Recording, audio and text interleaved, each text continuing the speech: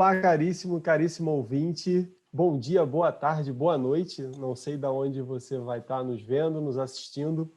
Hoje a gente está aqui com o Kuramoto, com o Petrus e com a Rosana para falar um pouquinho sobre um tópico que foi sugerido lá no nosso canal por um inscrito chamado Vitor Revers. Se eu pronunciei errado, me desculpa aí, Vitor. E o tópico é generalista e especialista. Eu vou começar primeiro com uma definição formal sobre o que são essas duas palavras, né? Então, para generalista, a gente tem uma pessoa que sabe um pouco de cada coisa, tá? E especialista é aquela pessoa que tem bastante conhecimento em um determinado tipo de tarefa ou área de estudo. Mas isso daqui é a definição do dicionário, né? Vamos atrás das definições que a gente vê no mercado, o que o mercado está querendo. Então, vamos lá, o Kuramoto, o que você tem para trazer para a gente aí sobre essas definições que a gente vê no mercado para generalista e especialista? Bem, basicamente, generalista é aquela pessoa que ela conhece, na área de tecnologia, claro, ela conhece várias coisas linkadas. Por exemplo, uma pessoa que tem profundos conhecimentos em .NET, mas também conhece um pouco sobre a parte de front-end, Angular, Vue ou qualquer outra linguagem para front-end. E também conhece a parte de banco de dados e às vezes conhece sobre Docker, Kubernetes, como é que eles funcionam, como é que ele faz para criar o próprio ambiente de desenvolvimento, né? Uma pessoa extremamente especialista é aquela pessoa que tem um profundo conhecimento, mas geralmente ela não consegue ter uma conversa muito boa com as outras áreas, né? Basicamente, o mundo está dividido nesses dois perfis, né? Para mim, um perfil generalista, ele é necessário em um time, né? Mas se você conseguir se formar de uma forma generalista e ao mesmo tempo especialista em determinado assunto, fica melhor, né? Porque a gente começa a falar sobre um perfil que é um perfil mais interessante para a área de tecnologia, que é um perfil T. É uma pessoa que tem conhecimento abrangente em outros assuntos, que é onde traz inovação, traz criatividade, traz solving problems para dentro do time, e ele conhece profundamente um assunto, né? Essa, para mim, é a maior definição que tem hoje de mercado sobre generalista e especialista. Só para exemplificar, o Pedro, você pode dar um exemplo, tipo, o cara, ele é desenvolvedor e ele é muito bom numa linguagem, é isso que você está querendo falar? Por exemplo, ele é generalista, mas ele é muito especialista em C, por exemplo. Sim. Um exemplo, vamos lá. Geralmente você faz o back-end em determinadas linguagens. Vamos usar o .NET, por exemplo. Uma pessoa que ela faz a parte de back-end, mas ela não sabe quais são as interfaces que ela precisa liberar para a parte de front-end fazer o link, geralmente ela fica dependente do front-end da conversa. O front-end, cara, eu preciso disso daqui. Se a pessoa não entende a necessidade, como que ela tem que ser feita, a interface que ele vai liberar sempre vai ser um pouco mais distinta. E uma pessoa de back-end que não conhece a parte de banco de dados, por exemplo, ela está fadada ao fracasso. Ela só vai ficar naquele mundo ali o tempo inteiro. Então, assim, ele tem que ter um perfil generalista para abranger os outros assuntos e um perfil especialista. É importante, complementando o que o Pedro está falando, acho que o grande lance é você ter uma visão holística do que você está fazendo, né? Porque quando você está dentro do teu mudinho, né? Lá do teu bucket, do que você gosta de fazer.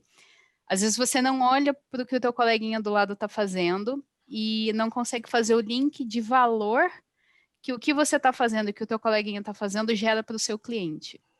Eu acho que o perfil generalista, ele também é alcançado de duas formas, né? Ou pela tua experiência, né? De tanto você ficar no teu mundinho, mas você é forçado a ver outras coisas, porque isso agrega mais valor, e daí você, por exemplo, é o cara de back, mas aí de tanto você interagir com o cara de front, você acaba aprendendo alguma coisa por imersão, ou você nativamente é curioso, quer saber como as coisas interagem, e daí você acaba conhecendo de tudo um pouco. Mas uma coisa que é bem interessante que nem na linha do que o Pedro falou, é importante você saber bem alguma coisa, para daí você conseguir, pelo menos, começar a ver como que as outras coisas se conectam com o seu mundo, e daí nisso você vai expandindo, né, a tua vizinhança de conhecimentos. Cara, basicamente, se você não tem uma visão abrangente, você não consegue trazer inovação. É a mesma coisa, se você não sabe da existência de ferramentas de BI para fazer um ETL, você sempre vai falar assim, não, vou fazer isso tudo no meu código. E aí, muitas vezes ele não é escalável, muitas vezes ele não é performático, porque ele não foi devidamente escrito para fazer aquilo, né? Então, o conhecimento você tem que abranger. Por exemplo, como é que você faria em puro .NET um versionamento de API? Basicamente, você vai ter que reescrever a roda. Versionamento de API é extremamente importante. Hoje a gente trabalha, você faz um microserviço, por exemplo. Você precisa disponibilizar esse microserviço para diversas interfaces. Vem a parte web, vem a parte de celular. Aí o celular você não consegue fazer um deploy distribuído, porque vai depender do usuário de atualizar o software, o aplicativo, no celular dele. Você não tem permissão para ir lá e forçar uma atualização. Você precisa de um versionamento de API. Você vai fazer isso puro em .NET, ou em Java, ou em qualquer outra linguagem? Você vai estar reescrevendo toda uma plataforma para fazer o que já tem ferramenta de mercado que faz para você.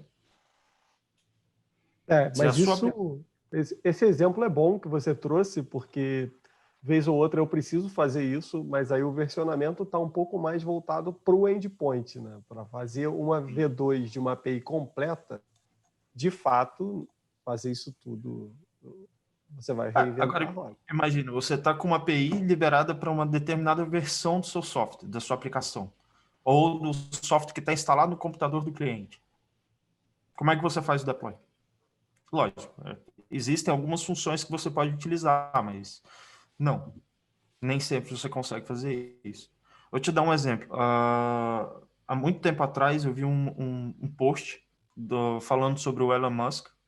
Uma determinada pessoa tinha o carro da Tesla, só que ele não conseguia saber a porcentagem de bateria que já tinha sido carregada no carro. O carro estava na garagem, plugado na energia, e cara, pelo aplicativo ele não sabia quantos por cento já estava carregado ou não. Então ele tinha que descer até o carro para poder verificar e tudo mais. Ótimo. Todos os carros já são linkados com a internet. O cara fez uma reclamação, o Elon Musk falou assim, cara, realmente a gente não tinha pensado nisso. Em 2 dias estará disponível a aplicação no Android e para o iOS ele vai demorar um pouco mais porque a Apple faz um monte de verificação a mais do que a Google. Beleza. Depois de 2 dias ele falou assim, tá liberada a aplicação. A pergunta é que fica, você teve que atualizar alguma coisa no carro? E se tiver que ter atualizado alguma coisa no carro, como é que você faz essa atualização distribuída? Isso é um desafio. Não, não é um desafio, não. Isso é simples. Isso é simples? É. Bom, o código tem que estar lá, ele tem que... O software que está rodando no carro tem que ter a inteligência de conseguir se atualizar. Exatamente. Fazer software assim é porque eu trabalho em empresa que faz isso.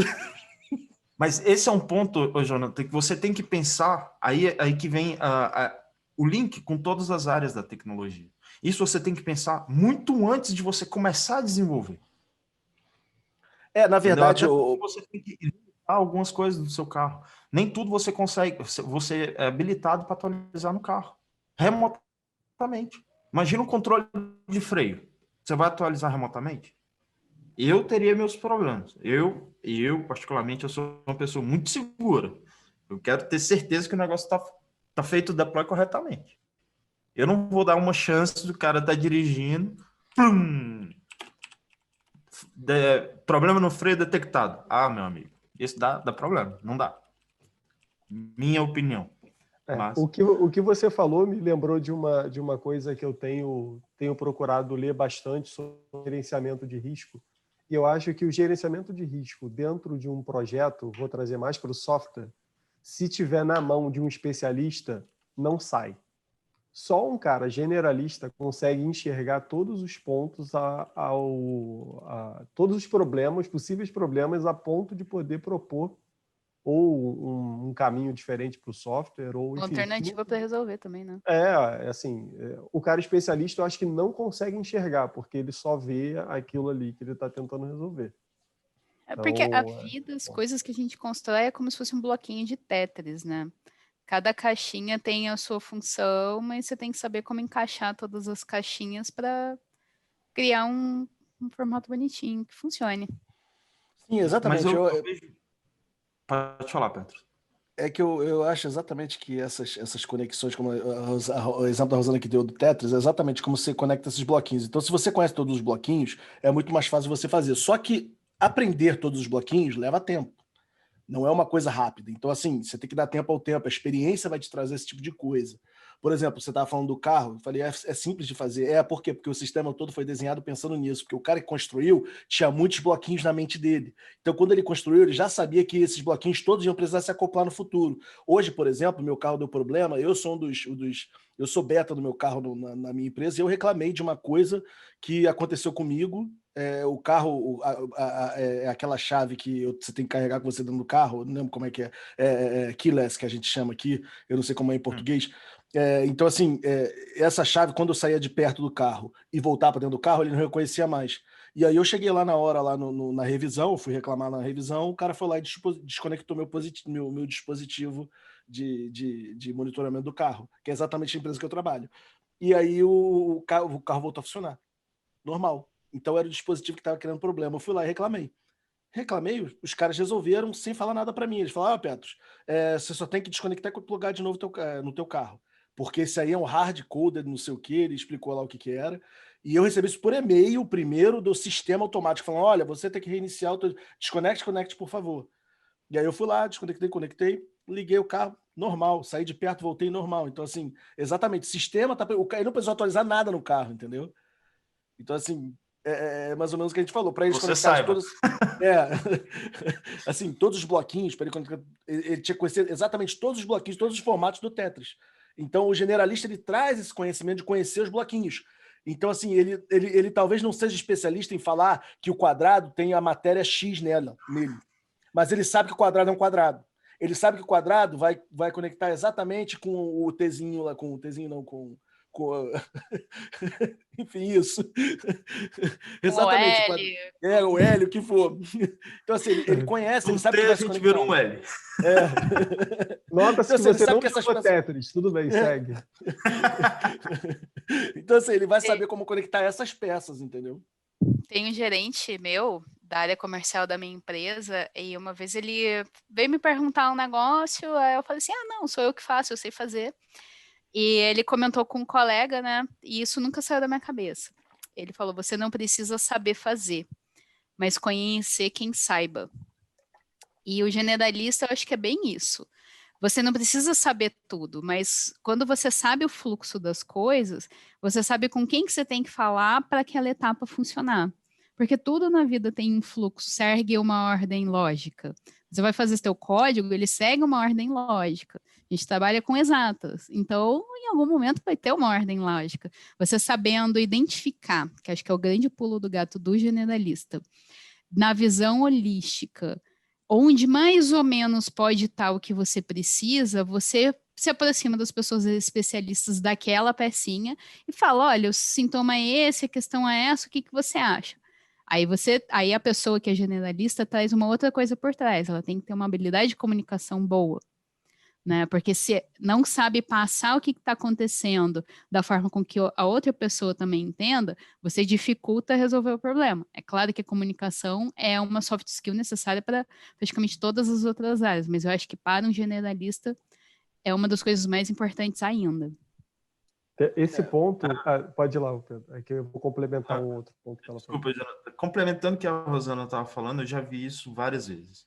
Na hora de solução de problemas, eu trabalhei numa empresa que, assim, basicamente, a gente tinha integração com 300 microserviços, 200 serviços SOA, ainda a integração com outros sistemas legados. O que acontece? Se você não tem uma visão generalista, você sempre está procurando um erro no código, e às vezes o erro não está no código.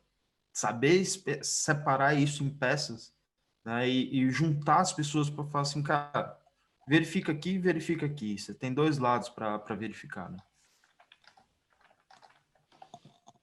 Entendi.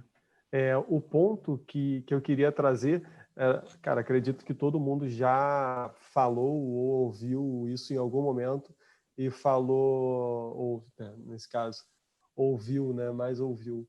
Cara, ele não sabe lidar com pessoas, não, mas ele é muito bom. Geralmente, essa frase, ela é quando você sabe que o cara é o especialista. Não estou dizendo que isso é bom, isso é péssimo. Mas, e com tecnologia, para o cara da área de exatas, desenvolvedor, ou o cara que trabalha com infra, DevOps, quem quer que seja, geralmente essa comparação vem junto. O cara não sabe lidar com pessoas, logo ele é o especialista. Então a gente Isso não é pode... legal, não. Não é. Isso é bem Eu ruim. vou contar um caso de vida Esse- real aqui interessante que aconteceu comigo aqui no Canadá. A gente estava eu participei de um evento, era um evento para estrangeiro que estava no Canadá e tinha interesse em emigrar para o Canadá. E foi aqui mesmo no Canadá e tinha uma participação de uma pessoa de fora trazendo algum conhecimento. E aí eu, no meio, falei com ele, eu fiz uma reclamação, porque, porque eu não me sentia aceito no mercado aqui. Por quê? Porque eu fui generalista a vida inteira. Porque eu tinha exatamente contatos com muitas áreas e no mercado norte-americano, normalmente, as pessoas preferem os especialistas. E eu chegava nas entrevistas, teve uma entrevista que o cara falou para mim na minha cara, o cara chegou para mim e falou, você tá mentindo. Eu falei para ele, não tô. Tipo, quando começou a falar das coisas, de todos os tópicos que eu comecei a falar dos tópicos que eu tinha sido exposto. Ele falou para mim, como você sabe tudo isso? Você não sabe tudo isso. Então, assim, ele não conseguia entender que um cara que manjava de infraestrutura sabia como codificar um script decentemente, como marcar tag, como fazer uma série de coisas que ele não entendia que aquilo era no papel do desenvolvedor. E ele falou isso na minha cara, que eu estava mentindo.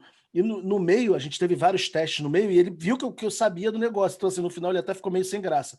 E eu contei isso nesse evento para o cara. E o cara o cara participava do maior podcast aqui da área tech aqui da província que eu moro, que é aqui em British Columbia. Desculpa. E aí o cara ele na semana seguinte teve um podcast e um episódio do podcast, e o podcast ele falava exatamente do que ele tinha escutado e como ele estava. Ele falou, cara, a gente está jogando fora esse conhecimento todo por causa de um preconceito nosso no mercado da gente. Então, assim, ele reconhecia isso e ele entendia que tinha mais gente na mesma posição que eu e que isso tinha que mudar. E assim, coincidência ou não, lógico, não estou falando que foi por causa disso que mudaram, o mercado hoje em dia aqui, o generalista é muito mais requisitado. Então, assim, antes só aceitava o especialista. Agora, aqui, pelo menos, eu percebo que o generalista é muito mais reconhecido e muito mais requisitado. E esse cara, nas entrevistas que ele participa, ele consegue ter uma posição melhor exatamente por saber mais de uma tecnologia. Só que agora virou nice to have. Então, assim, ele tem o set que ele quer e nice to have. E aí ele é o que ele quer. De repente vai ser bom você trazer com você. Entendeu? Que é exatamente o que vai ser o seu diferencial na hora da contratação. Pode falar, Pedro. Cara, isso basicamente aconteceu comigo aqui quando eu estava em Portugal. Antes de sair do Brasil para Portugal, a empresa que me trouxe, eu participei de 5 entrevistas em âmbitos diferentes. Porque, assim como você, eu também tenho um perfil generalista. E eu acho que o perfil do DevOps ele é muito generalista e não especialista. E aí o perfil do DevOps ele também não entra no ramo do Jonathan. É uma pessoa, tecnicamente a pessoa é maravilhosa. Cara, se a pessoa que é DevOps ela não tem o tato para conversar com outras pessoas, ela morre na praia, porque é uma mudança de cultura, não é um cargo muito técnico. Hoje ele é visto como técnico, mas ele é uma mudança de cultura. Como é que você faz uma mudança de cultura sem conversar com as pessoas? Sem ser um ponto de referência? Impossível. Mas essa parte do generalista na vida real, cara, a empresa que me trouxe, ela fez 5 entrevistas. Porque eu falei assim, cara, não é possível que você conhece Windows, Linux, mainframe, desenvolvimento, algumas plataformas de CI/CD. Como é que você conhece 5 dos 10 maiores players? Assim, cara, eu tive a oportunidade de trabalhar com as 5 na mesma empresa. Né? Então, assim, isso acontece. Mas, assim, determinadas posições, por exemplo, de desenvolvimento. Tenho amigos, por exemplo, na Polônia, que para fazer o teste, a avaliação, cara, nightmare. Tipo, fizeram perguntas de baixo nível, e assim, o cara tem que ter uma experiência profunda, um conhecimento extremamente especialista, um expert naquilo ali. Por exemplo, perguntas como, por exemplo, o Jonathan, que é desenvolvedor, vai poder responder isso melhor. Qual que é mais performático? Na linguagem que você usa? Lista, enumerator ou dicionário? Vai depender de qual o meu objetivo ali. Vai Sim. depender Mas disso. a resposta que você vai dar, você vai ter que falar assim, cara, esse é mais performático a partir do momento que você usa até 5 coisas no dicionário. Ou se você precisa de uma lista, vai depender do que você está fazendo a indexação da lista para ser o key e qual a quantidade de valores. Se você está usando o JSON, se você está usando o YAML ou Se você quer, se XML. você vai inserir mais do que remover, se você vai inserir pouco, mas você vai pesquisar muito, enfim, se você precisa que aquilo ali seja escalável, cresça bastante. Em C# a gente tem o list e que a gente acaba usando ele para tudo e ele tem por trás um array. Então, assim, ele faz uma escala de ir dobrando o tamanho do array, mas, assim, independente de entrar em coisa técnica, tem seus trade-offs.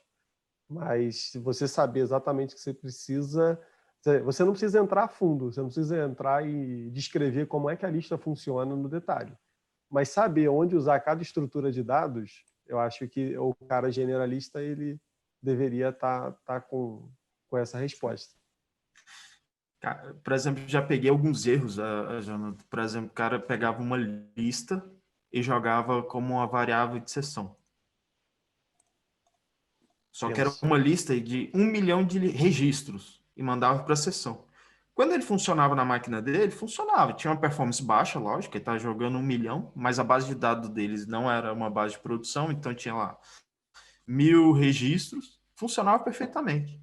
A hora que mandou para avaliação para poder ser aceito na empresa, calma aí, tá ficando doido? Você conhece como é que a sessão funciona? Não, o cara não sabia explicar a sessão. Era um cara extremamente generalista. Eu não conseguia entender como é que aquilo ali funcionava na base. Você sabe qual que é o erro que vai causar nesse ponto? Porque a sessão ela utiliza a memória do servidor e a memória local do seu computador. 1 milhão de registros, se você tiver 10 usuários, já viu como é que você vai escalando, né? O problema. Não é algo que dá para a gente considerar, né?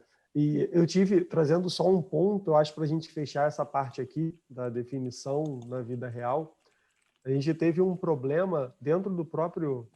tem mais um ponto aí? Beleza. Não, termina aí, eu queria falar mais um sobre isso. Tá bom. Então, a gente teve um problema dentro do .NET. O .NET tinha um problema lá, enfim, eu não lembro agora de todos os detalhes, que pegou todos os especialistas que tinha dentro da empresa, entrou em contato com o cara da Microsoft para conseguir sair do outro lado. E aí descobriu, beleza, se a gente migrando do .NET, acho que era o 2.1 que estava para o 3.1 ou 3, não lembro agora ao certo, esse problema está resolvido. Então, assim, era um problema que de fato tinha lá, que chegava num determinado momento, a memória já não tinha performance como deveria ter, não era, que a gente chama, né, o garbage collector, ele não recolhia como tinha que recolher e aquilo ali acabava quebrando os pods, enfim, aí trazendo mais papardinho, Kubernetes, Docker, aí acabava degradando os serviços. Então, esse é um ponto que só foi descoberto através do especialista. Não ia adiantar botar 100 generalistas ali e ficar cada um batendo cabeça e, enfim, seria o maior bingo da história para resolver um problema. Cara, tem 2 pontos para adicionar. Mercado de trabalho. Uma coisa que eu percebi, assim, no Brasil, nós acabamos sendo muito mais generalistas do que especialistas. Até porque o mercado de trabalho, para a gente, é muito mais complexo. Cara, todo mundo tem que se virar com o que tem o tempo inteiro, hora extra em cima de hora extra, falta de pessoas, porque o custo do projeto está lá embaixo, vai ter que fazer com o que tem. Então, assim, acaba que a gente passa por vários pontos, porque assim, é impossível você contratar especialista para tudo. Independente do tamanho da sua empresa, que se você for contratar especialista para tudo, você vai ter um time gigantesco que não se conversa. Basicamente é isso. E no Brasil é um pouco diferente. Eu vejo que o rodízio no Brasil ele acontece de uma forma mais simples. O mercado mais norte-americano, o mercado mais europeu, que é o que eu conheço um pouco mais, as pessoas são muito especialistas. No entanto, se você olha para a Europa, os projetos aqui têm pouquíssimos componentes. Você não tem um Java misturado com PHP, que mistura com Java, que mistura com Python e faz um bacalhau. Esse bacalhau a gente vê muito mais no Brasil do que aqui. A ferramental, as pessoas discutem muito, porque se já tem uma pessoa que conhece aquela ferramenta, não vou mudar tão facilmente. Isso acaba mudando. Comentando sobre um erro que aconteceu quando eu tinha 18 anos, 19 anos, um software que ele fazia basicamente o que um FTP faz, recebia 2 milhões de imagens por hora, parou de funcionar, da noite para o dia. E tinha lá seus 6 especialistas olhando o código, olhando, fazendo troubleshoot, debug, tudo. Só tem uma coisa. Quantos desenvolvedores conhecem sistema de arquivos Linux? Pouquíssimos. Você sabe... Quem aí sabe o que é inode? O Petro sabe. A gente já teve essa conversa. Você sabe o que é inode, Jonathan? Não. Você sabe o que é inode, Osana? Não? Pô, vou fazer uma piada. É o Node da Apple. Boa. Podre. É foda. Tá complicado, é complicado. Cara, basicamente é o seguinte, quando você desenha como é que vai ficar o seu sistema de arquivos quando você está desenhando uma infraestrutura, basicamente você escolhe qual que é o tamanho do cilindro do disco. Então, assim, o meu espaço de disco, ele tem lá 1 mega, 512 KB, 4 megas, basicamente são os 3 tamanhos mais utilizados, né? Mas você escolhe qual que é o tamanho que vai ser. Para cada superbloco, você só pode ter, para cada cilindro, você só pode ter um arquivo. A quantidade de inodes que você tem no seu sistema operacional ela é limitada. Ela não é um número infinito. Até porque a quantidade de superblocos que você tem ela é finita, ela não é infinita. O software, ele verificava espaço em disco. Qual que é o erro? Todo o sistema de arquivo, ele te dá o tamanho do disco, ele não te dá o tamanho... Você tem que usar outro comando para saber se você consegue endereçar disco ou não. O que acontece? Recebia 2 milhões de arquivos por dia, os arquivos eram em média de 15 a 20 KB e o superbloco era de 2 megabytes. Entupiu a quantidade de inode, o sistema verificava, tem espaço? Tem, porque num superbloco de 2 megas ocupava só 20K. E ele te dava aquele espaço, mas você não consegue indexar arquivo ali, certo? Então, o sistema fala assim, não, tem espaço, mas não está conseguindo gravar. Por que não está conseguindo gravar? Porque a quantidade de inode sumiu. Cara, eu era estagiário, perguntava, pessoal, o que está acontecendo? Ninguém me contava. Depois de 6 horas, pessoal batalhando, eu falei assim, cara, o que está acontecendo? Me contaram, eu falei assim, vocês verificaram o inode? Não. Porque eu soube responder porque eu tinha estudado o sistema de arquivo. Cara, eu falei assim, põe mais um disco que vai funcionar. Não vai, tem espaço, mas você não consegue endereçar. Eu tive que colocar minha carteira de trabalho, na verdade não era carteira de trabalho, tive que colocar meu contrato em jogo e falar assim, olha, se não funcionar, eu tô fora da empresa. Pode colocar outra pessoa. Aí colocaram mais um disco, o sistema voltou a funcionar. Mas era uma coisa que um generalista consegue ver mais do que um especialista. Mas aí tu não entrou a fundo? Tu não entrou a fundo no sistema de arquivo? Será? Tu virou especialista? Eu ia comentar exatamente. Exatamente, acho que vai falar daquele perfil T que você comentou. Como você era um generalista, mas você tinha muito conhecimento em infraestrutura, em sistema de arquivo, por exemplo. Então, assim, a perninha do teu T estava nessa linha também. Então, eu acho que apesar de você ser generalista, se você não tivesse essa perna nessa parte de sistema de arquivo, você não saberia, entendeu? Sim, mas o que acontece? Na empresa, eu entrei como desenvolvedor e tinha 2 meses só que eu tinha passado para a área de infraestrutura. Então, assim, eu não me consideraria, naquela época, um especialista Linux. Entende? Eu me consideraria mais um desenvolvedor do que especialista. Não dava nem para falar que era um especialista em desenvolvimento, que eu era estagiário. Ainda tava... Mas aí eu acho que é muito também questão do teu perfil, né? Porque, por exemplo, você é uma pessoa extremamente curiosa e estudiosa.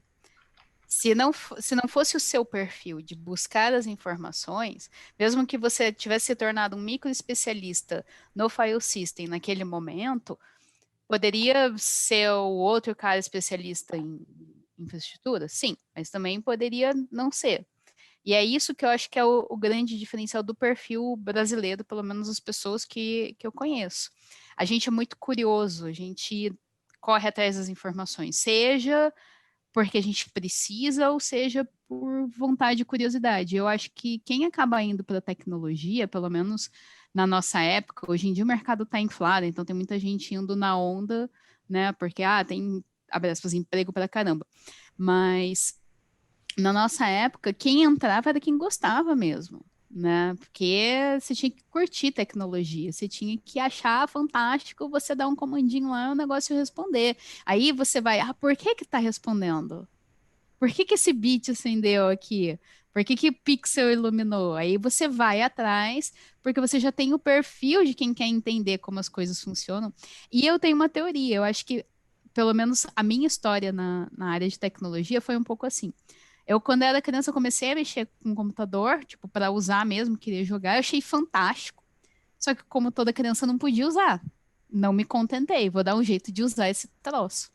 E daí colocavam senha, né? E eu pensei, cara, eu tenho que aprender como que esse negócio funciona para eu poder mexer e as pessoas não me proibirem de mexer nisso. Então eu comecei um pouco de engenharia social, comecei estragando muito o computador, deletava todas as pastas importantes do Windows, aí dava lá a tela azul, aí vinha o técnico, ficava do lado só olhando.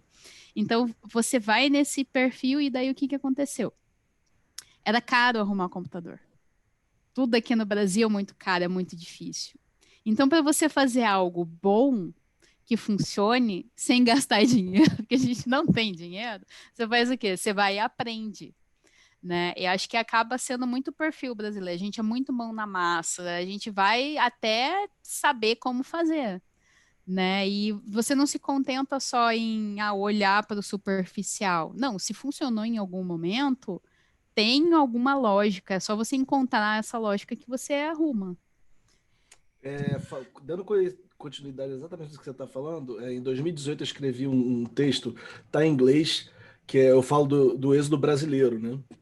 Eu escrevi dia 13 de fevereiro de 2018, que eu falo exatamente dos brasileiros. Então eu falo que os brasileiros costumam ser bons trabalhadores. A gente não reclama normalmente quanto a gente tem que trabalhar, eu digo em quantidade de horas, e eu inclusive coloco, eu não sei se isso é um ponto positivo, porque aqui no Canadá, pelo menos, eu agora tenho bem definido o que é e dificilmente passo dessa quantidade de horas para trabalhar.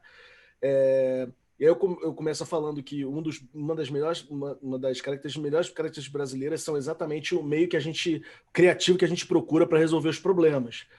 Sempre procurando o workaround, né, que é um negócio que a gente chama em inglês, que é como se você estivesse procurando uma outra saída para resolver aquele problema. E aí eu falo que muitas vezes nós trabalhamos em lugares que têm uma falta de recurso, que acaba ajudando a gente a ter que procurar caminhos criativos.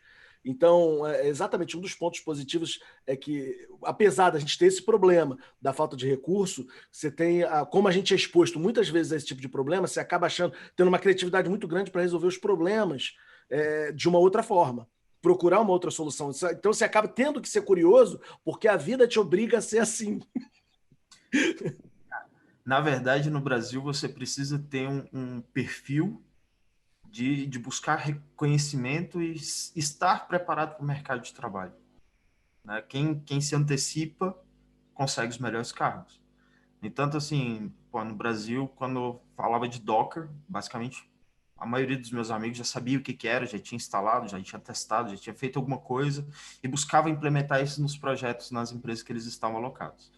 Eu cheguei aqui na Europa, por exemplo, eu trabalhava num grande player aqui na Europa, perguntei assim, cara, vocês trabalham com Docker? A resposta que eu tive, o que é Docker? Eu falei, cara, como assim? Ninguém sabia. De um time de 10 pessoas, ninguém nem tinha ouvido falar. Né? Eu cheguei aqui na Bélgica, a mesma coisa. O pessoal já tinha Docker, mas assim, nem sabia como que funcionava um Kubernetes, por exemplo. Cara, geralmente é o caminho certo, né? Você vai para o Docker e fala assim, cara, como é que eu faço para orquestrar? Você vai para um Docker Swarm, você vai para um Kubernetes, mas você tem um perfil já de seguir. Aqui as pessoas ainda funcionam um pouco step by step, muito lento.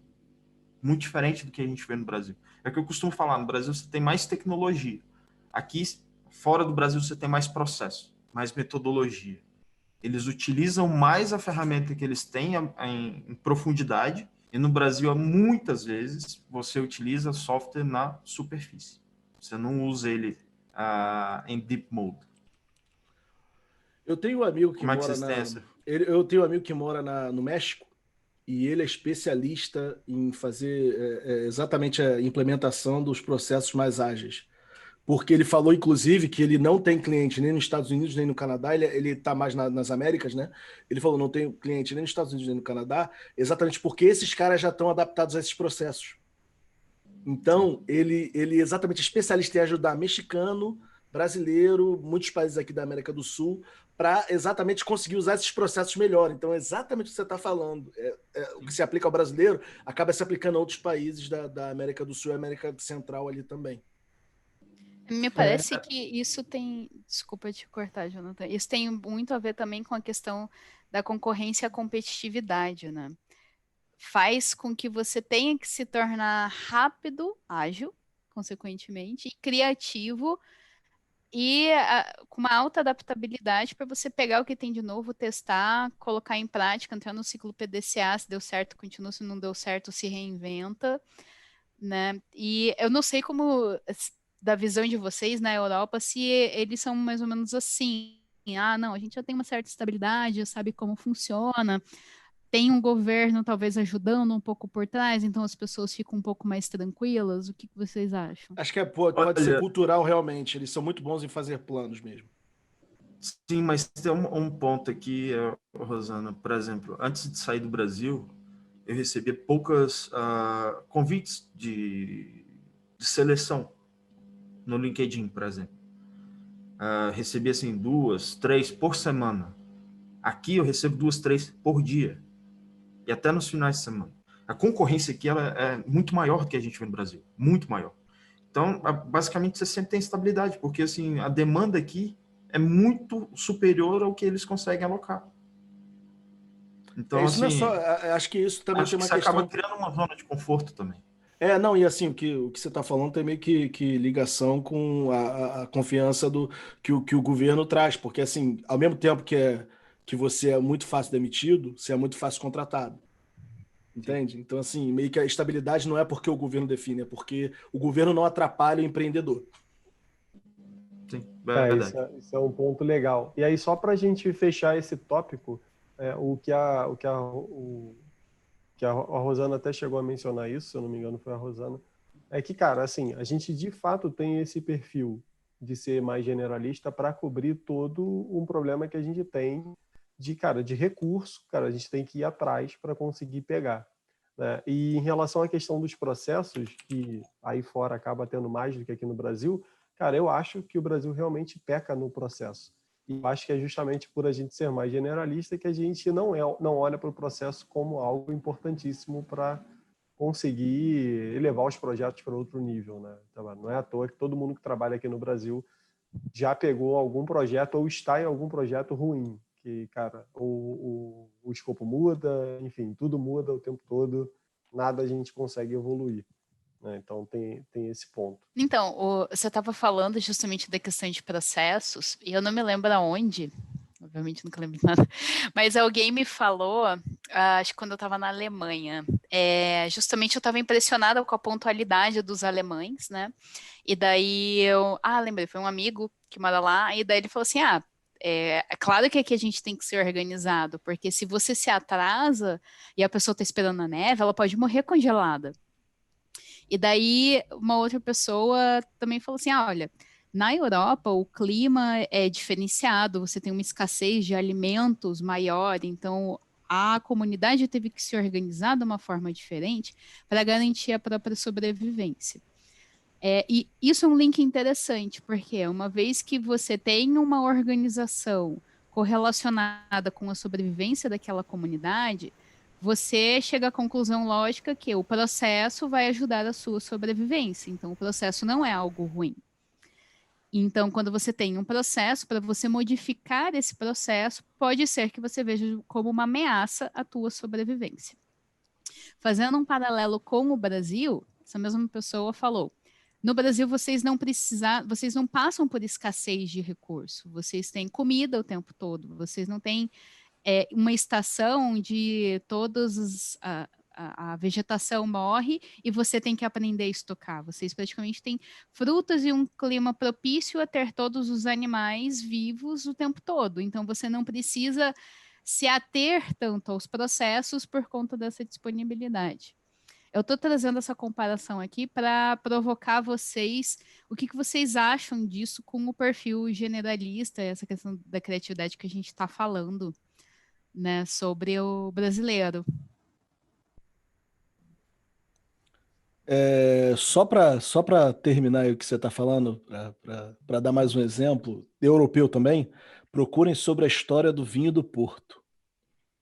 Vocês vão entender o quão interessante é, mas isso é para vocês procurarem, não é para a gente falar no podcast. Procurem sobre a história do vinho do Porto. Ferreirinha. Olha, eu entendo o conceito, Rosana. Nunca tinha ouvido falar, admito. E faz muito sentido. Porque, assim, o processo, quando você segue o processo, você tem os seus procedimentos a serem seguidos. Se você segue o processo, você consegue sempre replicar o resultado, né?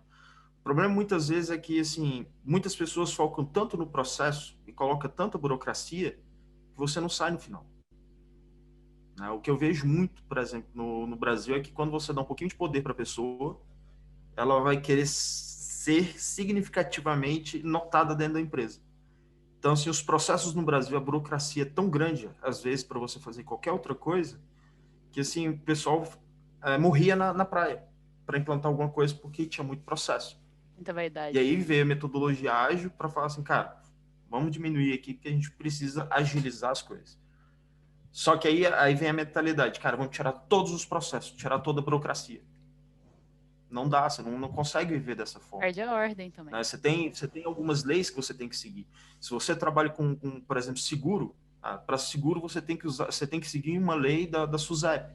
Você tem uma grande parte de coisas que você tem que deixar anotada, e isso entra numa auditoria no final das contas.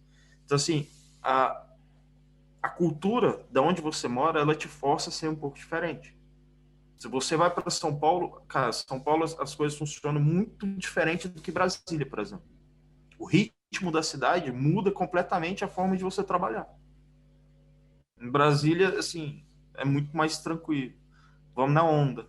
São Paulo não, o pessoal tá no rush o tempo inteiro. Então, assim, aonde você tá, ele vai te mudar a forma de você trabalhar. Aqui, por exemplo, na Bélgica, as pessoas são muito extremamente pontuais. E, cara, não existe aquela horazinha do cafezinho.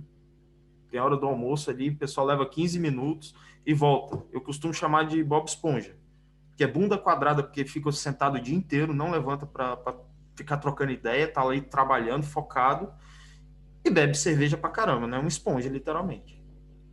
Então, assim, os caras são um Bob Esponja aqui. Bebe cerveja no almoço. E, cara, que almoço? Começa no café da manhã. Não, brincadeira, o pessoal não bebe no trabalho. Mas é engraçado, porque tem cerveja na geladeira. De vez em quando, assim, a hora que acaba o expediente ali, geralmente 5, 6 horas da tarde, não é sempre também, uma vez no mês, reúne o pessoal dentro da empresa e começa a beber dentro da empresa. Isso é normal. E aí vai embora 2 horas da manhã e acabou. Esse ponto aí que você colocou, Kuramoto, é só fazendo um paralelo com a história lá dos sumérios, quando viram a cerveja era chamada de pão líquido. Então, assim, para mim não tem nenhum problema usá-la no café da manhã, porque era o pão líquido, o pão no café da manhã.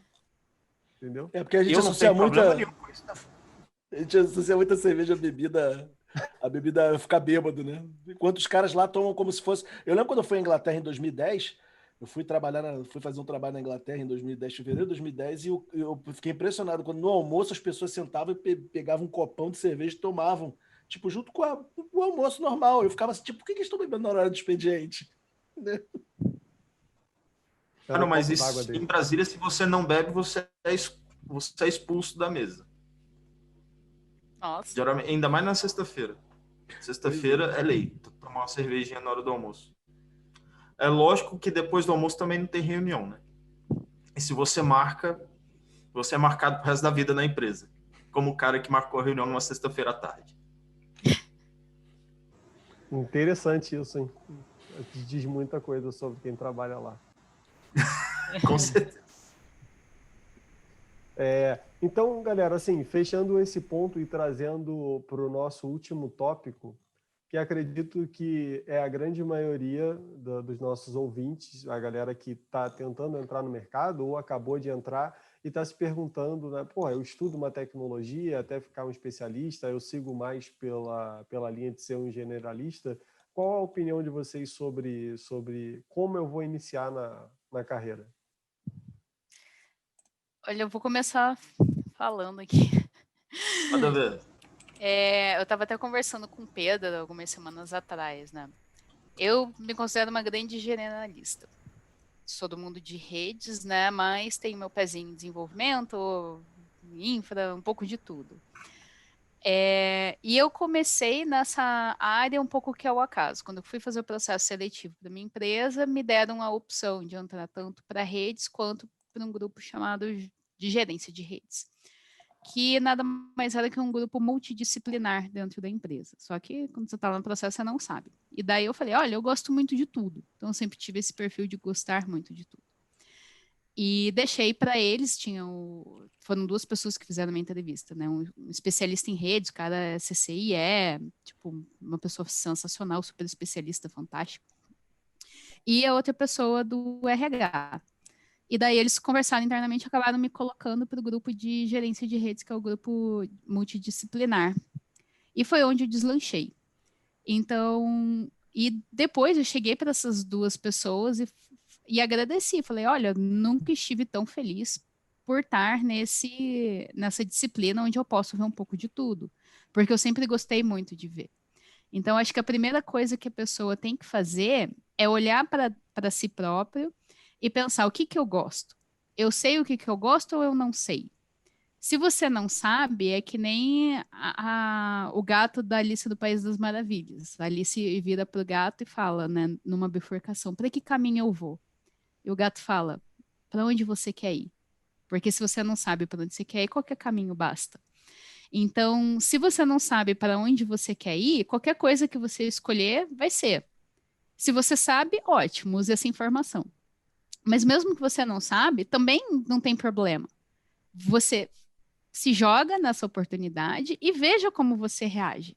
Eu poderia ter odiado a área que eu entrei, eu poderia ter amado. Acabou calhando de eu ter amado. Mas a minha sugestão sempre é, se você não sabe, tente explorar ao máximo tudo e ver o que você mais tem afinidade e conheça o que você também não tem afinidade. Isso é importante porque você tem que saber o momento de sair da sua zona de conforto e o quão chato é sair da sua zona de conforto também. Porque você ser um especialista é ótimo. Só que a gente tá no mundo de tecnologia que muda a todo momento, que nem a nossa amiguinha de Santander falou. Você estuda pra caramba e você acorda e já tem 15 pessoas, 10 anos mais novas que você, que sabem 3 vezes mais. Então, você vai ter que se atualizar. Isso não se iluda que foi porque ela falou que define a nossa área. Todas as áreas são assim. Você pode ser um engenheiro superficial, você pode ser um engenheiro super especialista em prédio de 50 andares, ou você pode ser um médico clínico geral, você pode ser o pique especialista das galáxias em neuropatia do hemisfério direito. Tudo vai depender do quanto você está afim de se engajar com aquilo. Então, se conheça, é o mais importante. E daí, se empenhe. E tente juntar o que te dá dinheiro com o que você gosta de fazer, que daí é óbvio o mundo perfeito, né? Quando você se diverte fazendo o que você está fazendo, que nem eu, não me importo de qualquer desafio que cai no meu colo, eu tô lá porque, para mim, isso é um videogame. O meu objetivo é passar essa fase, é chegar assim, zerei! Tipo, o dia que eu resolvi um problema, que eu cheguei para um CCNP da minha empresa, eu era estagiária, me ajuda aí, o cara não conseguiu me ajudar, eu beleza, eu vou lá, continuei e comecei a debugar, pegando documentação, eu resolvi. Para mim aquilo foi, ó, sensacional. E na semana seguinte estava eu fazendo um script, não tinha nada a ver com redes. E eu tava falando, nossa, legal, consegui fazer o script, funcionou. Se você se diverte com isso, cara, pouco importa se você é generalista ou especialista. Eu sempre falo que você tem que gamificar as coisas, exatamente porque isso te ajuda nesse sentido.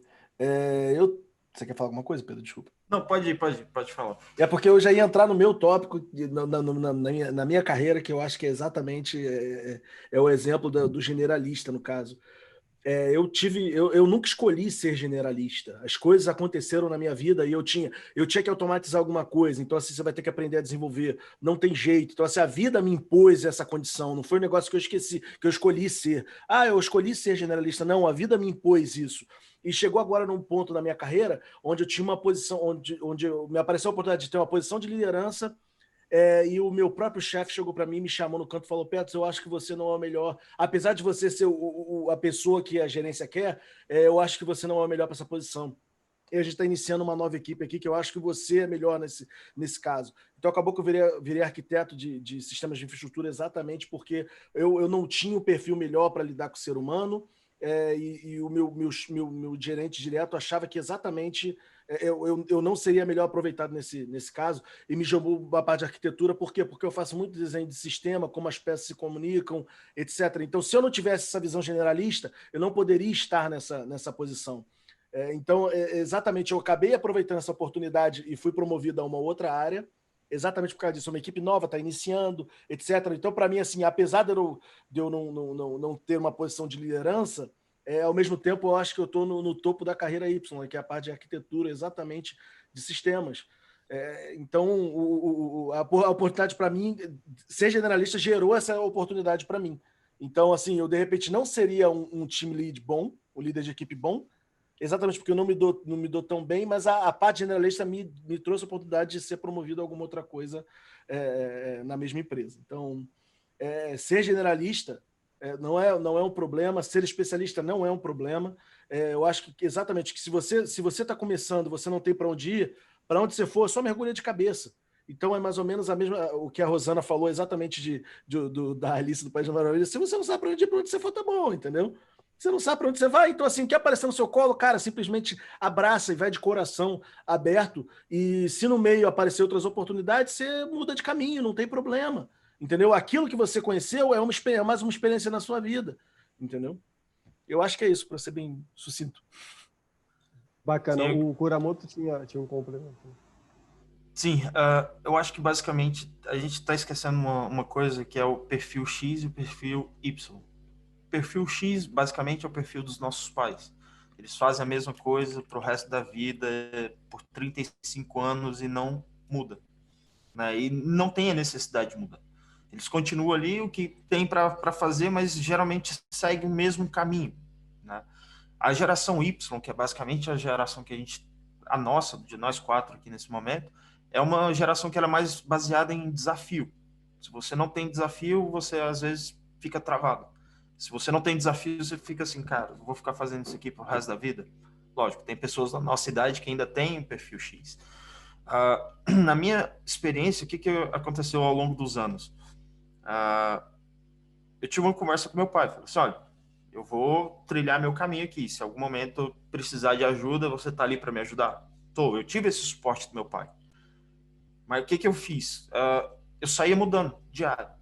Ia para o desenvolvimento, passava um tempo, depois ia para a infraestrutura, voltava para o desenvolvimento, depois fui para a infraestrutura, depois fui para uma área de processo, né, que antes de ser DevOps, eu era ALM, trabalhava com a ALM, que era a hora que você junta, né, a governança de TI com o desenvolvimento, com a infraestrutura, trazendo toda a parte de processo, procedimentos, retirando os gaps, e depois eu parti para a área mais técnica, que é o DevOps, né, apesar de não ser uma área relativamente técnica. Mas essa parte de você passar por várias áreas, eu acho extremamente importante. Até para quem está começando na carreira. Cara, se desafie. Se você tem oportunidade, se você tem recurso, mude de área o quanto você puder. Que quanto mais você mudar de área, mais você vai ter oportunidade de ver o que mais se encaixa com você. Porque a área de tecnologia é uma área muito grande. Não é todo mundo que nasceu para desenvolver. Da mesma forma que não é todo mundo que nasceu para ser um integrador, para ser uma pessoa de operação. Então, assim, quanto mais você utilizar o tempo da sua universidade, migrando de áreas, conhecendo novos mundos, você se transforma numa pessoa generalista. No momento de faculdade, fala assim, não, agora eu tenho conhecimento básico generalista, que aí eu conheço de infraestrutura, conheço de desenvolvimento, conheço de gestão, conheço de metodologia, e agora eu posso escolher o que eu posso me aprofundar. Porque, assim, você não consegue... o mercado, ele quer um perfil generalista, mas ele quer resultado. O resultado, geralmente, ele vem do perfil especialista. Então, os especialistas, por ser especialistas, têm salários, às vezes, maiores do que os generalistas. Então, você vai ter que definir um ponto da sua vida que você vai ter que ser um pouco especialista. Mas você não pode deixar de ter o seu âmbito generalista, senão você não consegue ter a criatividade necessária, que sua área necessita. Então, assim, busque fazer isso no seu tempo de universidade. A melhor forma, na minha singela opinião. Foi o que eu fiz, e eu acho que, assim, para você ser um DevOps hoje, não é uma carreira que você transforma em um ano. Acho muito difícil. Porque, assim, você tem uma gama tão grande, por exemplo, de conhecimento que você precisa ter. Lógico, é igual a Rosana falou, assim, você não precisa saber implementar aquilo ali a fundo, você precisa saber o que precisa ser feito. Mas para você saber o que precisa ser feito, você precisa passar por todos eles. Senão, se eu te pergunto quais são as melhores práticas para você fazer teste unitário, quais são as melhores práticas para você fazer uma integração de teste, regressão, isso é um exemplo. Como é que você faz para fazer um deploy automatizado de uma aplicação .NET? Como que você faria isso para fazer isso no mainframe? O Pedro, o que você está falando é exatamente até o que eu tenho percebido nos DevOps atuais, é que exatamente eu tentei contratar, eu tenho entrevistado algumas pessoas aqui, e o que eu tenho percebido é que, por exemplo, o DevOps não tem conhecimento de sistema operacional alguns. Tipo, Sim, cara, como é que você é um DevOps e você não entende sistema operacional? Tipo, pra mim isso é um negócio assim que eu fico assim, sem compreender. O cara, literalmente, o cara não, é só criar uma instância e fazer. Não, não, calma aí, amigão. Você é DevOps, você tem que entender. Eu preciso ser super especialista em sistema operacional. Mas tem que entender o sistema operacional que você está usando ali. Você vai automatizar um deploy sem saber exatamente onde você está fazendo o deploy, tipo, qual vai ser. Tipo, eu não consegui entender esse DevOps. Então, assim, exatamente o que você está falando, pô, tente ampliar seu horizonte, entendeu? sim. Cara, hoje, basicamente, o DevOps, por exemplo, é responsável por criar as imagens da Docker, da companhia. Se você se deparar com, sei lá, você pega uma montagem aí, 1000 DevOps. Se você perguntar para 1000 developers o que é hardening, metade não sabe te responder. E da metade que respondeu, 1% deve implementar na empresa. Hardening é uma coisa extremamente difícil de ser feita. Não é algo simples. Não é algo que você cria da noite para o dia. Você tem que ter um nível de conhecimento de segurança, de sistema operacional, de rede. Senão você não faz um hardening bonito. Né? E quando você... vou rodar um Nginx dentro do Docker. O que você precisa fazer a nível de hardening? Se você não sabe, cara, você simplesmente pega a imagem do Nginx e reza para dar certo. Quais são as seguranças que você tem que fazer no host? Esse tipo de conhecimento, ele vem com o tempo. É uma experiência. Para mim, assim, desculpa para quem quer entrar na área de DevOps, mas eu não vejo um cargo de DevOps Júnior. Eu vejo no LinkedIn, mas eu não consigo ver isso com tão bons olhos. Eu literalmente tenho o mesmo problema, eu não consigo operador. enxergar isso. Eu não consigo enxergar isso. E eu vejo também a mesma coisa, não só no Brasil como aqui também. Eu vejo DevOps Júnior, o cara saindo da faculdade, entrando no DevOps, aí 2 anos depois, você entrevista o cara não entende o básico de alguma coisa que faz parte do processo DevOps. Então, assim, cara, 2 anos depois você continua Júnior, entendeu? Literalmente não é utilizado. É interessante esse contraponto que vocês fizeram sobre não existir um pouco do júnior. E aí eu queria só complementar com um ponto sobre esse tema de, cara, beleza, quero iniciar na carreira, vou por onde? Generalista ou especialista? E eu nem quero falar como eu fiz. Cara, eu olhava várias paradas. Eu não quero saber como eu fiz, eu vou falar como eu faço hoje. Tudo começa com uma pergunta. Então, eu vou trazer um exemplo prático, que foi um pouco até o que o Kuramoto falou lá. Qual a estrutura de dados eu devo usar para ter melhor performance numa busca? Tá? Estou trazendo um exemplo aqui só para a gente ilustrar com algo que ficou falado lá. Eu consigo responder isso em 5 minutos, 10 minutos. Aí, a partir desse momento, eu já estou generalista nesse assunto. É suficiente? Aí não, beleza. Dessas estruturas, qual é que performa mais? Então, o ponto que eu estou querendo trazer é a construção do teu conhecimento, ao invés de se basear, não, eu vou ler um livro sobre isso, eu vou ler um livro sobre aquilo, passar a se basear sobre perguntas. Então, você começa com uma pergunta, quando você encontra aquela resposta, você provavelmente tem mais umas 5 perguntas.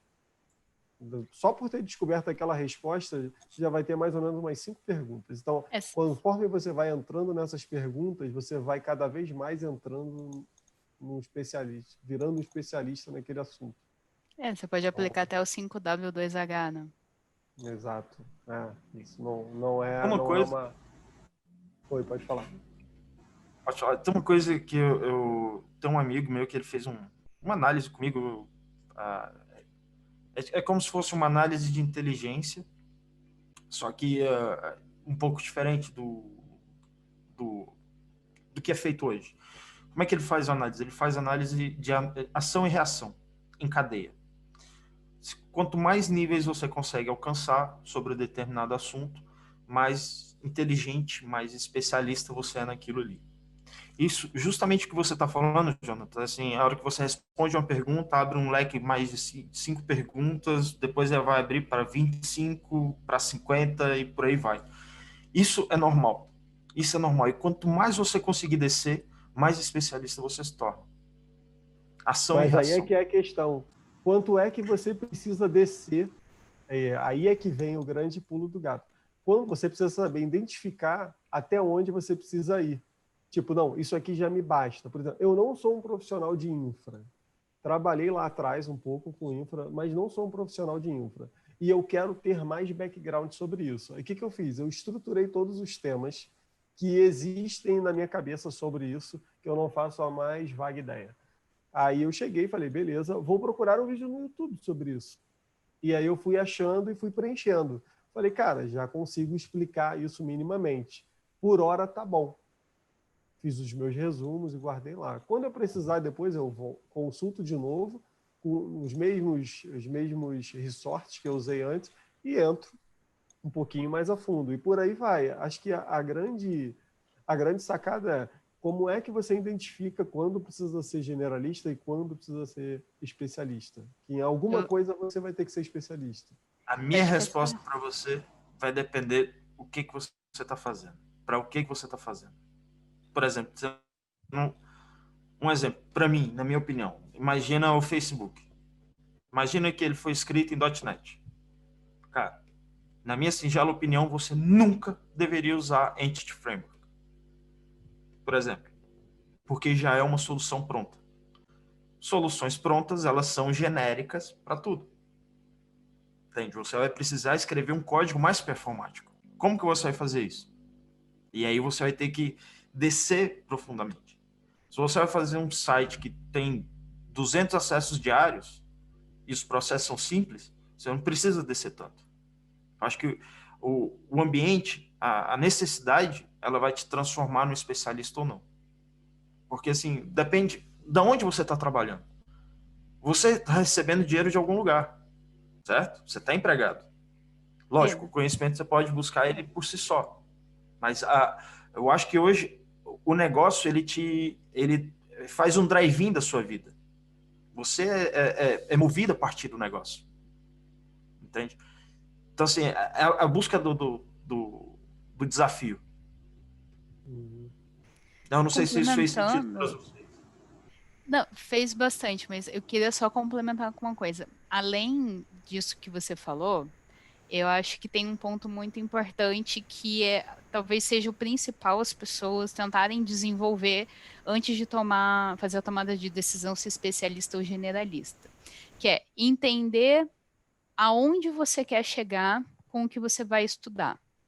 E depois, na sequência, saber quais são as etapas de estudo que funcionam para você, que nem o que o Jonathan fez, né? Quais são os níveis de estudo, os tópicos, né? Desde o mais geral, pega um resumo, um overview geral da solução. Primeiro, você tem que saber para onde vai. O que que você quer fazer com aquilo? Você quer performance? Você quer um deploy rápido? Você quer entregar valor para o seu cliente? Você tem que ter isso bem claro dentro de si. Tendo isso bem claro, você vai listar os tópicos que você precisa alcançar para fazer essa entrega. Dentro desses tópicos, você vai ter que pesar o custo-benefício, sendo que aí o custo vai ser o seu tempo, de se aprofundar mais ou menos em uma determinada solução. Por exemplo, você quer entregar qualquer coisa para o seu valor, uma interface. Ele precisa para a semana que vem. Cara, você não vai parar para fazer um MBA em um X. Você vai ter que fazer qualquer coisa dentro de um mínimo de coerência, pegando a opinião talvez de algumas duas pessoas, para entregar na semana que vem. E depois você vai lá e se aprofunda no tema. Então, o que eu acho que é mais importante, né? Você desenvolver essa capacidade de entender, saber como que funciona para você. E os canais, as fontes confiáveis de informação. Ah, tem um lugar que ele dá um overview geral de o que é Docker. Putz, isso para você ajudou a entender o formato da pecinha lá do Tetris. Aí você quer implementar o Docker. Aí você tem que pegar algo especializado. Ah, você vai subir um Docker e colocar uma instância nele, um appzinho, e daí você quer subir ele e ver as entradas de saída, entrada e saída de log. Então, é nesse nível que você vai pesquisar, porque você tem que ter foco. Senão você vai querer estudar tudo, ler tudo ao mesmo tempo.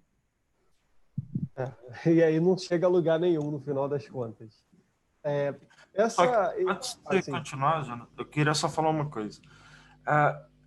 Complementando o que você estava falando, Jana, mas quando você pensa a performance e tudo mais, por exemplo, quando você está desenvolvendo para a plataforma, eu vi muita gente desenvolvendo em SharePoint e reinventando a roda. O SharePoint ele tem tanto recurso por trás que você não precisa desenvolver tantas coisas. Você consegue utilizar o que ele já te entrega. E assim, se você está desenvolvendo para uma plataforma, seja SharePoint, seja Liferay ou qualquer outra, entenda por trás o background. Né? Não é só o desenvolvimento. Cara, você pode desenvolver em .NET e vai funcionar. Mas, cara, o que você consegue reutilizar daquela plataforma? Que ela já te entrega tanta coisa pronta, você está fazendo uma segunda camada que faz a mesma coisa, com recurso já habilitado para aquilo. Né? Então, assim, buscar o conhecimento. Cara, eu vou mexer com WordPress. Ok. Você pode desenvolver em PHP, mas o que o WordPress já te entrega? Quais são as ferramentas, as features que você já pode utilizar? Entende? Começar a fazer um pouco mais de engenharia reversa. Eu vi, por exemplo, você vai hospedar um .NET. .NET Core hoje você não precisa do IIS. Mas, cara, a quantidade de recursos que o IIS te dá é tão quanto um WebLogic, um WebSphere te dá. E muita gente olha, cara, middleware para mim é WebSphere. Realmente é ótimo. Mas o IIS ele também te dá uma mesma visão. E às vezes você precisa daquilo ali para saber se você está tendo cross injection, SQL injection, te dá tanta coisa de performance que, assim, se você souber realmente utilizar, você melhora tanta coisa que você não precisa mexer no código. É bem... Eu acho que, assim, se você está desenvolvendo e você não sabe onde é que seu código vai rodar, para mim você sempre está dependendo de alguém. Sempre. No mínimo que você tem que saber, assim, cara, eu sei dirigir, sei, mas eu tenho que conhecer meu carro, senão eu não faço uma curva decente. Se eu quiser correr. Basicamente é isso, para mim. Pode continuar. Isso daí já reforça bastante o quão complexo é o tema, né? E sim, acho que para a gente fechar aqui, acho que é difícil, né, a gente ter algum livro, pelo menos eu não conheço, não sei se vocês têm algum livro, mas a gente pode abrir para algum material que vocês queiram falar sobre, que viram que faz bastante sentido a gente deixar aqui para os nossos ouvintes. Cara, tem alguns links, eu vou mandar os links para vocês com relação a esse tema.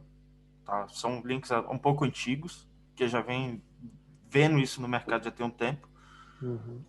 mas basicamente são 2 links que eu posso passar. Maravilha. Tem alguma coisa, Petros? Rosana? Eu tenho não. Passo a bola para Rosana que ela vai trazer boa coisa, com certeza. Não, então, desse tema, especialista versus generalista, é realmente difícil de encontrar. Mas eu vou ver se eu passo depois alguns links também. Eu até dei uma pesquisada aqui, não encontrei, de alguns canais que eu gosto bastante de reforçar essa questão do autoconhecimento, né? Porque não adianta a gente falar que generalista é bom, especialista é bom, e no final das contas você seguir cegamente o nosso conselho e ficar frustrado. Então, eu vou apresentar alguns canais que eu sigo que trazem justamente apoios para você se conhecer, para você tomar essa decisão do que você quer fazer. Né? Então, são os canais mais do lado de filosofia, psicologia, e que no final é importante, porque se você não se conhece, cara, imagina, se você não conhece o que você está trabalhando, o código que você está trabalhando, ele não vai funcionar direito. Então, se você não se conhece, você não vai funcionar direito. Então, é que nem o que o Pedro falou. Se você não sabe como o carro funciona, você não vai saber dirigir ele. Então, se conheça primeiro, ou comece a se conhecer, né? Porque é algo que pode rolar em paralelo. E é isso aí, a vida assim. Conhecimento, corra atrás. Show de bola. Só mais uma coisa. Fala aí. Muito bom o que você falou. Só mais uma coisa. Cara, nunca... Olha, isso aqui é o que tá me dando dinheiro. Não, faça o que você gosta. A área de tecnologia é gigantesca. A chance de alguma coisa morrer na tecnologia é pequena. Sempre vai ter mercado. Sempre. Seja na área de infraestrutura, seja na área de desenvolvimento, metodologia, processo. Sempre tem tudo. A gente fala da morte do mainframe já há 30 anos, praticamente. E eu não vejo sumindo nos próximos 20, pelo menos. É algo muito complexo. Eu lembro que em 2007, a empresa que eu trabalhava, os caras estavam falando, não, a gente tem que fazer o shutdown dos mainframes, etc. Até hoje existe na empresa. E o pior de tudo, saiu um conceito de mainframe na época, que era o Citrix Mainframe, que eles chamavam, que era exatamente ter um servidor com vários aplicativos dentro. Inclusive, lembro um pouco, inclusive tinha uma questão de container já implementado nessa época. Para você ver como exatamente é mais do antigo repetido novo de uma forma diferente. Então, assim, conhecimento nunca é ruim. Nunca é ruim. Se você passa por uma carreira, nunca é ruim você entender o que você está passando. Nem que seja experiência para você falar, eu não vou fazer mais isso. Então, assim, nunca é ruim. E invista nos fundamentos. Aprender os fundamentos das coisas. Puxando o gancho rapidinho. A assinatura do meu e-mail estava dita que é de Einstein, né? E diz assim: o especialista é uma pessoa que já cometeu todos os erros possíveis em uma área. Que você já errou tudo, só sobra acerto. Então tenta. Eu não sei se você sabe, mas o conceito de virtual machine e container vem do mainframe. Sim. E é um conceito de 1900 e bolinha. Pois é, existia no Unix desde sempre. Sim. Cara, acho que esse tipo de assunto é muito longo, tem várias reflexões. Acho que a gente pode até, de repente, trazer algum outro abordando mais específico algumas áreas, dentro de TI mesmo, e eu acho que vai ser bem bacana. Bom, mas por hoje é só, galera. Peço que vocês já compartilhem esse episódio com algum amigo, amiga que tenha essa questão. E aí, o que eu sou? Generalista, especialista, por onde eu vou? Beleza? E a gente se vê aí no próximo episódio. E comentem no vídeo. Façam suas perguntas para os novos episódios. Digam o que vocês querem ver. É isso aí, é com vocês, galera. Abraço.